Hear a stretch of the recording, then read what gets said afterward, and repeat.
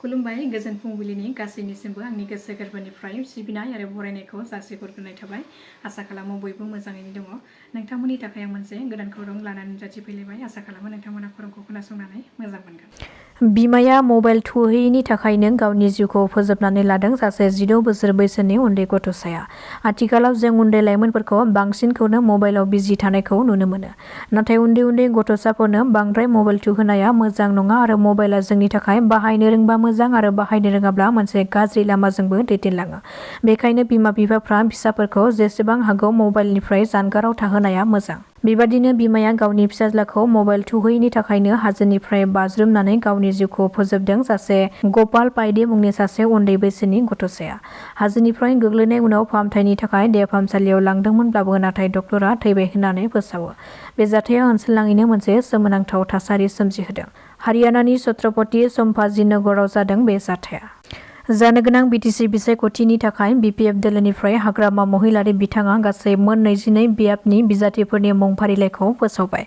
बे फोसावजानाय मुं फारिलाइफोरानो जादों मुनमुन ब्रह्म, आन्ताज आली, मखलेश्वर रहमान, मृत्युन्जय नार्जारी, उइलियाम नार्जारी, हाग्रामा महिलारि प्रकाश बसुमतारी, रबिराम नार्जारी, धनेश्वर गयारी, देरहासान बसुमतारी, जेम्स बसुमतारी, पानिराम ब्रह्म, सुकुर सिंह मुसाहारि, धीराज बरगयारी, बेगम आखतारा आहमेद, आगस्तास टिक्का, इमानुएल मुसाहारि, महेश्वर बसुमतारी, गणेश कसारी, लोमस्राव दैमारी आरो प्रेस मोसाहारि आरो रिहन दैमारी। झारखन्डनि बारग' गिबि मन्थ्रि शिब सरेनआ 81 बोसोर बैसोआव रुंसारि जाबाय। बिथांनि रुंसारि जानायाव गोबां रायजोनि दैदेनगिरिफ्रा जोबोद दुखु मोननायखौ फोरमायदों।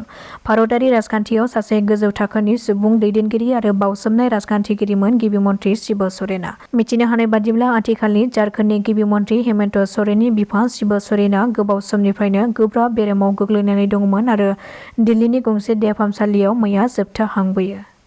जाखब नार्जारीनि चिरां पल्ट्रि फार्म फसंनायनि जाहोनाव फार्मखौ मोजां साफा खालामैनि जाहोनाव साखाथिनि रायजो-राजाफ्रा भुगिनो गोनां जादों। थाम्फैनि बांद्राय उदखार जानायनि जाहोनाव जानाय-लोंनाय गोबां जेंनायाव गोग्लैनो गोनां जादों। बेखायनो जाहाथे बिगोमाखौ बे जेंनाखौ सुस्रांनानै होनो थाखाय गंब्रै गामिनि रायजो-राजाफ्रा जयै लामायाव ओंखारबोनानै जाखब नार्जारीनि हेंथायै गोख्रों खुद्रिसारदों आरो थाबैनो जेंनाखौ सुस्रांनानै होआब्ला आयेननि राहा लानो थाखायबो दाबि खालामदों ओनसोलनि भुगिनांनाय रायजो-राजाफ्रा। जिन्तु बर' 14 बोसोर बैसोनि उन्दै गथ'साया थांनाय 2 आगस्तनिफ्रायनो गोमानानै दङ। मिथिनो हानाय बादिब्ला बरपेटा जिल्ला मरिपुर गामिनि अनला बर' आरो दिपाली बर'नि फिसाज्ला जिन्तु बर'आ थांनाय 2 आगस्तनिफ्रायनो न'निफ्राय गोमादों। नखरनि सोद्रोमाफ्रा मिथिहोनाय बादिब्ला गोमानाय सानखालि न'आव रावबो गैयामोन आरो गिबियाव फिसाज्लाखौ फन खालामनायनि उनाव लोगोफोरजों पाठशालायाव बेरायनो थाखाय थांदों होननानै फोरमायथिदोंमोन। नाथाय बेनि दसे उनावनो फन खालामब्ला मबाइला सुइच अफ जादों होननानै फोरमायदों। सुइच अफ जानाय दिननिफ्रायनो दिनैसिम जेबो खौरां गैया होननानै फोरमायथिबावदों नखरनि सोद्रोमाफ्रा। बेखायनो गोमानाय जिन्तु बर'खौ सोरबाफोर बहाबा नुबायोब्ला 8099510108 बे जानबुं नम्बराव खौरां हरनो थाखाय खावलायहरदों दुखुथिया नखरा। बिटिसिनि एमसिएलए सन्जय सोरगियारिया गियान सोरां बिथांखिनि गेजेरजों चेक रानदों। उदालगुरि जिल्लानि बेन्दोंआव थानाय बिटिसिनि हरिसिंगा बियाबनि सिङाव मैया एमसिएलए सन्जय सोरगियारिया राङारि अनसुंथाइ चेक राननानै होदों। प्रमद बर'नि दैदेननाय बिटिआर सोरखारनि गेजेरजों गियान सोरां बिथांखिया जायफोर फरायसाफ्रा रांखान्थियाव लोरबां थाखोनि फरायसाफोर बिसोरनो गावसोरनि गोनांथार गोनांथिफोरखौ सुफुंनानै गासै सोलोंथायाव हेफाजाब होनाय मोनसे बिथांखि। डिब्रुगड़आव गिख्रंथाव लामा जाब्रबथायजों मोगा-मोगि जादों बलबमाव थांनाय सिबियारिफ्रा। बलबमाव थांनाय सिबियारिफोरनि गारिखौ गंसे नाइट सुपार बासआ सौख्रांनानै खारलांदों। बे गिख्रंथाव लामा जाब्रबथायाव 2 सुबुङा जायगायावनो जिउ खहा जायो आरो गुबुन 8 सुबुङा गोब्राबैनो जोखोम जायो।